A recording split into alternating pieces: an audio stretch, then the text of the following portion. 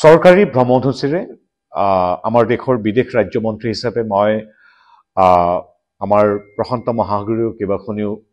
গুৰুত্বপূৰ্ণ দেশলৈ চৰকাৰী ভ্ৰমণসূচীৰে 14 তাৰিখৰ পৰা 21 তাৰিখলৈকে ভ্ৰমণ কৰিম আৰু তিনিখন দেশ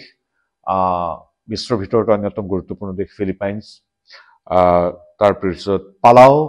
আৰু মাইক্ৰনেছিয়া এই তিনিখন দেশত ভ্ৰমণ কৰি দেশৰ শীৰ্ষ নেতৃত্বৰ সৈতে চৰকাৰী আমি সাক্ষাৎ কৰিম আলোচনাত মিলিত হ'ম তাৰ উপৰিও পালাও ৰাষ্ট্ৰখনৰ শীৰ্ষ নেতৃত্ব ৰাষ্ট্ৰপতিৰ পৰা বিদেশ মন্ত্ৰীলৈকে সকলোৰে লগতে আমি আলোচনাত বহি 18 তাৰিখে আমি উপস্থিত হ'ম আন এখন গুৰুত্বপূৰ্ণ প্ৰশান্ত মহাসাগৰীয় ৰাষ্ট্ৰ মাইক্ৰনেছিয়া আৰু এইখিনিতে প্ৰাণীধানযোগ্য যে মাইক্ৰনেছিয়া ৰাষ্ট্ৰখনলৈ প্ৰথমবাৰৰ বাবে দেশৰ এগৰাকী কেন্দ্ৰীয় মন্ত্ৰীয়ে ভ্ৰমণ কৰিব গতিকে এই সূত্ৰে তিনিখন গুৰুত্বপূৰ্ণ ৰাষ্ট্ৰৰ ভ্ৰমণে আমাৰ দেশৰ লগত দ্বিপাক্ষিক সম্পৰ্ক আৰু অধিক শক্তিশালী কৰি তুলিব তাতে ফিলিপিনছৰ লগত আমাৰ দ্বিপাক্ষিক সম্পৰ্ক 75 বছৰ পূৰ্ণ হ'ব সেই দিশৰ পৰা গুৰুত্বপূৰ্ণ গতিকে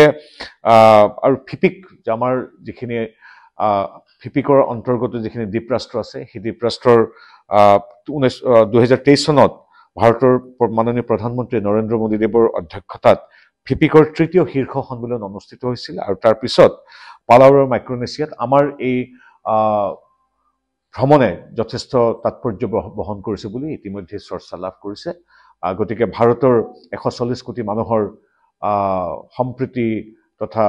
আমাৰ বিশ্ব ভাতৃত্ববোধৰ বতৰালৈ নৰেন্দ্ৰ মোদীদেৱৰ নেতৃত্বত বিশ্ববন্ধু মন্ত্ৰেৰে যিদৰে আমি সমগ্ৰ বিশ্বৰ সৈতে আগবাঢ়িছো এইবিলাক বাৰ্তালৈ এক কূটনৈতিক তথা পাৰস্পৰিক সম্পৰ্ক অতি সুদৃঢ় কৰাৰ বাবে আমাৰ এই যাত্ৰা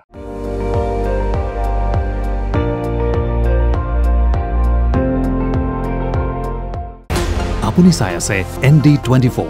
সৰ্বশ্ৰেষ্ঠ নহয় সৰ্বোত্তমৰ দৌৰ